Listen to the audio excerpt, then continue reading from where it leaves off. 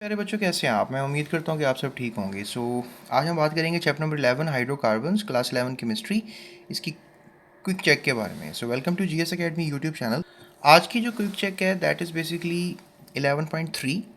Explain why alkanes have high stability. Alkanes की stability ज़्यादा क्यों है? सेचुरेटेड हाइड्रोकार्बन्स होते हैं ये, ठीक है। अल्कीन्स और अल्काइंस अनसैचुरेटेड हाइड्रोकार्बन्स होते हैं। तो लेकिन अल्केन्स की स्टेबिलिटी ज़्यादा होती है, ये ज़्यादा स्टेबल होते हैं, क्यों? अल्केन्स की स्टेबिलिटी को लेकर बहुत से मल्टीपल रीजंस हैं, जिसमें से कुछ आपको बता सकते हैं। Alkanes are much less reactive, ठीक है, इनको लेस रिएक्टिव कहते हैं और इस वजह से इनको जो है हम पैराफिन्स भी कहते हैं, क्योंकि पैरम लिटिल, एफिन्स मीन एफिनिटी, यानी कि अट्रैक्शन कम होती है, यानी कि इतने ज़्यादा ये रिएक्शंस नहीं करते, सब्स्टिट्यूशन रिएक्शन ज़्यादातर ये करते हैं। ये स्टेबल हैं, ये स्टेबिलिटी इनकी ज़्यादा है, क्यों? इसके पीछे दो रीजंस आपको दे देते हैं।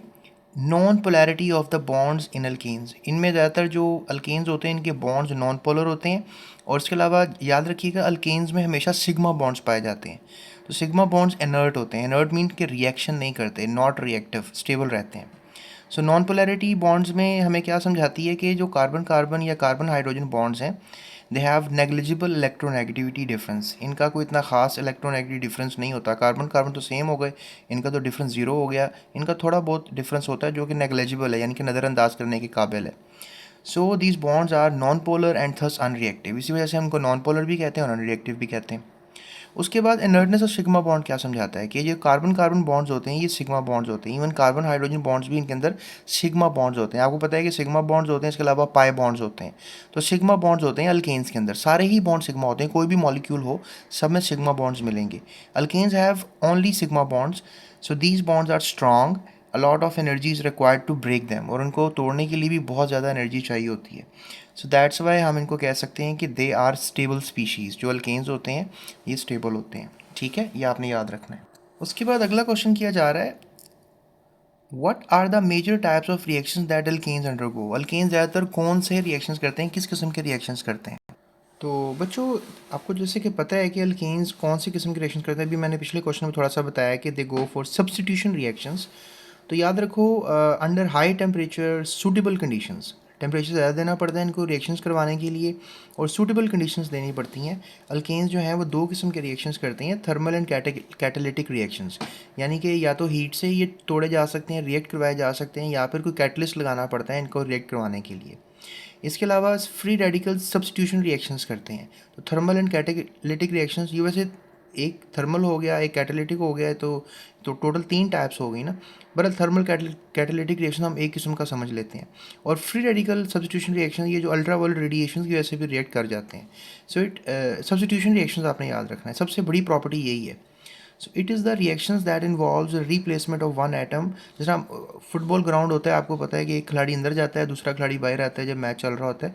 इसलिए समझिए कि जब मॉलिक्यूल बना होता है तो एक मॉलिक्यूल ने बाहर जाना है, एक मॉलिक्यूल के एक एटम ने बाहर जाना है और दूसरे एटम ने अंदर आना, जो अटैक करने आया हुआ है। लेकिन वो भी बहुत मुश्किल होता है, क्योंकि you need some drastic conditions और फ्री रेडिकल फॉर्मेशन होती है तो ही ऐसा हो पाता है। ग्रुप ऑफ एटम्स, तो ये ज़रूरी नहीं है कि एक ही एटम सब्स्टिट्यूट हो, कभी कभी ग्रुप ऑफ एटम्स भी सब्स्टिट्यूट होते हैं by another, the free radical mechanism के थ्रू ये होता है। तो आपने हेलोजनेशन एक रिएक्शन पढ़ा हुआ है, वो लाजमी तैयार कीजिएगा, सब्स्टिट्यूशन रिएक्शन की बेहतरीन एग्जांपल है हेलोजनेशन, ठीक है। वो अगर आगे आया तो मैं आपको वो भी सिखाऊंगा, वैसे लेक्चर्स के दौरान मैंने आपको बता दिया था। तो ये दो आपने पॉइंट्स याद रखनी है इनके रिएक्शंस को लेकर, और इनको बताना है आपने कि ये अंडरगो कौन से रिएक्शंस करते हैं। तो they go undergo thermal catalytic reactions and substitution reaction, free radical substitution reactions. तो इनके बारे में आप लिख सकते हैं, ठीक है। चलें, अब हम करते हैं अगला क्वेश्चन। बच्चों, अगला क्वेश्चन भी काफ़ी इंटरेस्टिंग है। What are the major type of reaction that alkane undergo, ये हमने कर लिया। अब अगला क्वेश्चन है, how the termination steps occur. अब ये देखो, जो अल्केन्स जब हेलोजनेशन करते हैं ना, मतलब जो सब्स्टिट्यूशन रिएक्शन करते हैं, उसमें इनिशिएशन, प्रोपगेशन और टर्मिनेशन, तीन स्टेप्स होते हैं जो मैंने आपको सिखाया था हेलोजनेशन में। तो बहरहाल, how termination step occurs in the halogenation of alkanes, तो वही हेलोजनेशन ऑफ अल्केन्स को डिस्कस कर रहा है। तो अब बताओ, वो कह रहा है कि टर्मिनेशन कैसे होती है। तो टर्मिनेशन के बारे में बात करते हैं। तो रिक्वायर्ड तो आपको ये वाला सेक्शन है टर्मिनेशन, लेकिन मैं आपको इनिशिएशन भी बता देता हूँ, प्रोपगेशन भी बता दो। इनिशिएशन में होता है कि कोई मॉलिक्यूल आप अटैक करने लाए हैं, लेट्स से दैट आपने मीथेन गैस का सिलेंडर है और उसके अंदर जो है वो आपने ऐड कर दी है क्लोरीन गैस।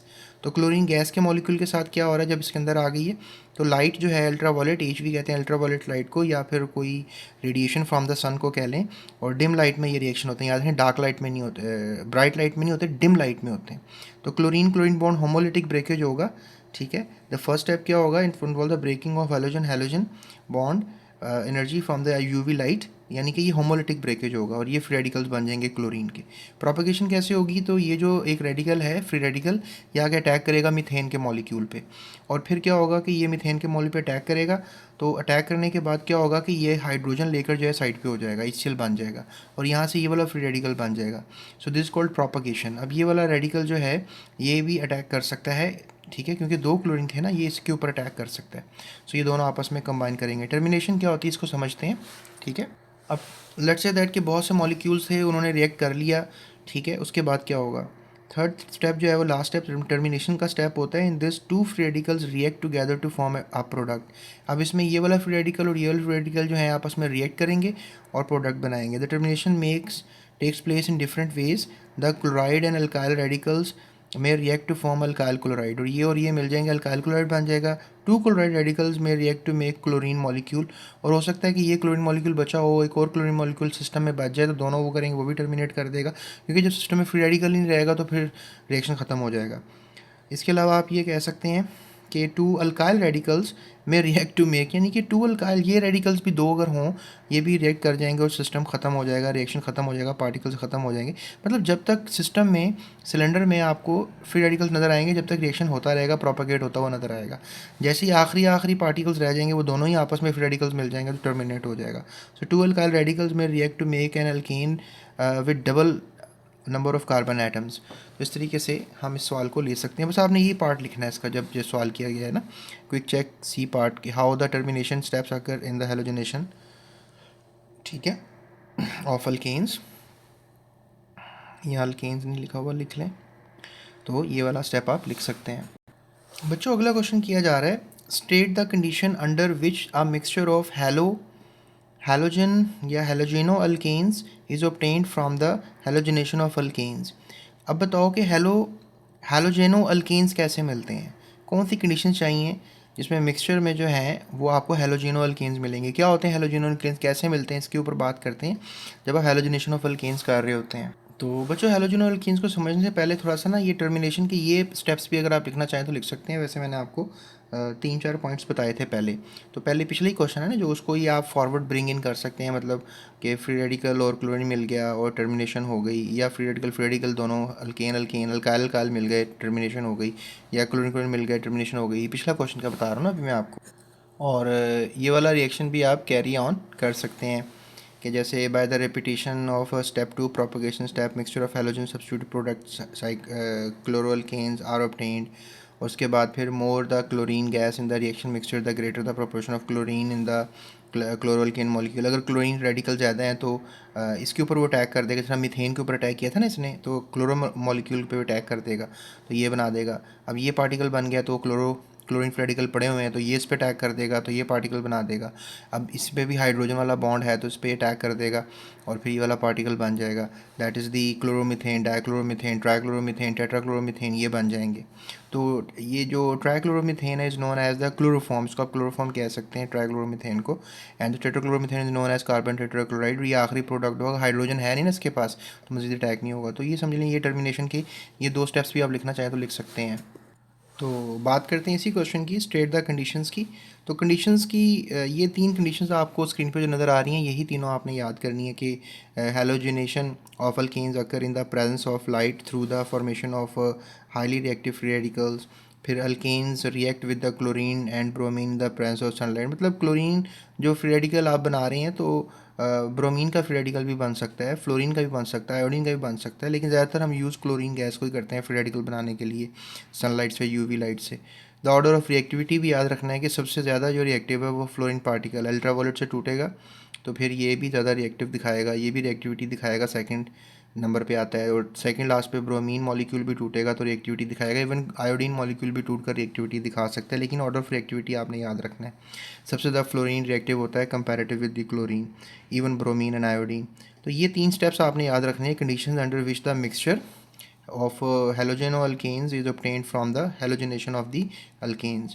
तो ये जो हेलोजिनोअल्केन्स होते हैं ये भी मैं आपको बताता हूँ जी। तो बच्चों इनको कहते हैं हेलोजिनोअल्केन्स, क्योंकि ये पार्टिकल जब टूट जाएगा, हाइड्रोजन चला जाएगा ना, तो I will write it over है CH2Cl डॉट, ये है हेलोजिनोअल्केन।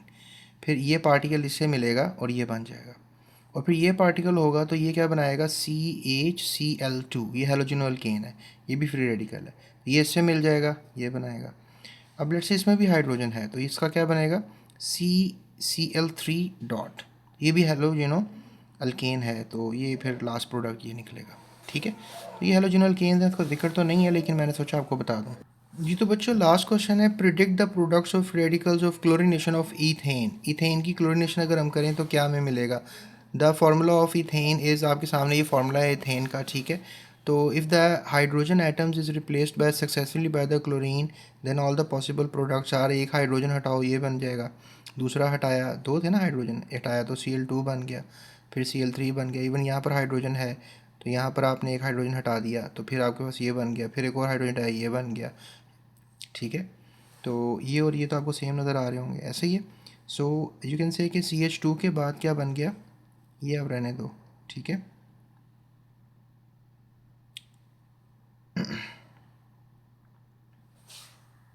लेट्स से दैट ये और ये सेम रहने दो ना आप, तो यहाँ से एक हाइड्रोजन हटा दो तो ये बन जाएगा। फिर ये और ये सेम रहने दो, यहाँ से एक और हाइड्रोजन हटा दो ये बन जाएगा। फिर आप यहाँ पर देखो Cl2 है, यहाँ पर Cl2CH है, तो नेक्स्ट जो है वो ये बन जाएगा। यानी यू कैन से कि this is another way to make it. और फिर यहाँ पर C, मतलब आपने डिफरेंट डिफरेंट स्ट्रक्चर्स बनाने हैं, और at the end of the day HCl भी बनेगा, Cl3C और C, ये आखिरी प्रोडक्ट होगा। तो आप ये ले लो कि ये बना लो। ठीक है, पहला, दूसरा, तीसरा। ठीक है, अब यहाँ से हटा लो आप एक एक करके। ठीक है, तो मतलब ये आप अगर कहो ना कि मैं CH2Cl2 बना दूँ, यहाँ पर CCl3 लिख दूँ, तो ये एकदम एग्जिस्ट नहीं करता। तो ये इंटरमीडिएट्स आपने बनाने ज़रूरी हैं। और फिर at the end of the day, जिस तरह ये है ना CCl3 CH3, तो यहाँ पर देखो CH3 की जगह पे भी C रह गया, H की जगह Cl3 लग गया, तो ये एंड प्रोडक्ट होता है। तो ये इंटरमीडिएट्स आपने बीच में याद रखने हैं। ठीक है, सो ये था हमारा question E, the last question. Hope so आपको समझ में आया होगा। तो मज़ीद वीडियोज़ के लिए चैनल को सब्सक्राइब करें, डिस्क्रिप्शन में मज़ीद वीडियोज़ हैं वो आप देख सकते हैं। अगर या आपने 11.4 पढ़नी है मुझसे तो 11.4 लिखें, quick check 11.4 space GS Academy YouTube search bar पे लिखें तो आपको मेरी नेक्स्ट वीडियो मिल जाएगी। So that's it, thank you so much, अपना ख्याल रखिएगा, ज़्यादा चैनल को सब्सक्राइब कीजिएगा। अल्लाह हाफ़िज़।